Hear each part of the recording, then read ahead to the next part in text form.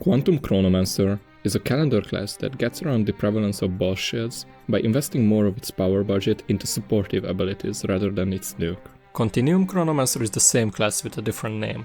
You are still a critical based class, so invest into luck enhancements so you can crit higher.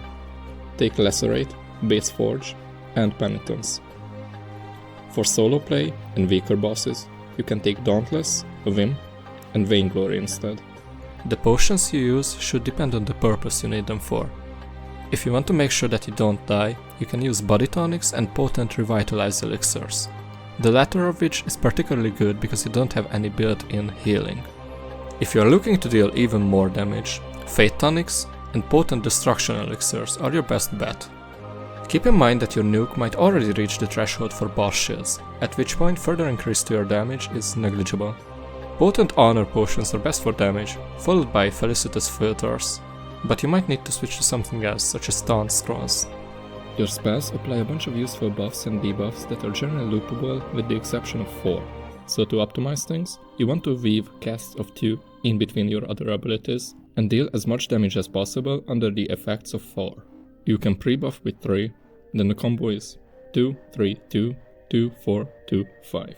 I run my damage tests in a controlled solo environment, so Quantum Chronomancer doesn't really get to shine, but it still outperforms most non-calendar classes. The best way to put it is that in solo play, QCM's damage is in the bottom of the S tier, but when supported by teammates, it's near the top. On a related note, I happen to be an Android developer, and I made an app that shows in an easily readable form what you hear in my videos. You can look up the builds for different classes, compare DPS numbers, and even search by tags, for example show only Chronomancer classes or classes that deal damage using damage over time. You can find the download link in the description. There's also a Discord bot with the same features in the server of the Lost Guild. Defensively, you have buffs to your endurance and dodge, which make you pretty tanky. Despite being single target, your 2 skill with its low cooldown and range is a great way of applying Dauntless, so you can be decent at forming. So basically if you're 2 and Dauntless one-shot the monster, you're good. Your PvP performance is also okay. You bring some buffs and debuffs and a nuke, but nothing exceptional. Support-wise, your main purpose is increasing the damage that your party deals to the monster, and you're pretty good at that. Quantum Chronomancer tends to speed up ultra fights compared to its competition, which makes it an S-tier ultra fighter.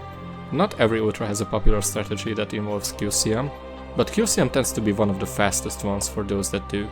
You can definitely clear everything in Thymian, Tindarius, Dage, Nulgat and Magor, but for Drakat, Drago and Darkon, QCM is typically not picked. Overall, I would recommend QCM to anybody who wants to kill ultra monsters fast. And if you don't have any other chrono classes, it can still serve as a nuker for normal bosses.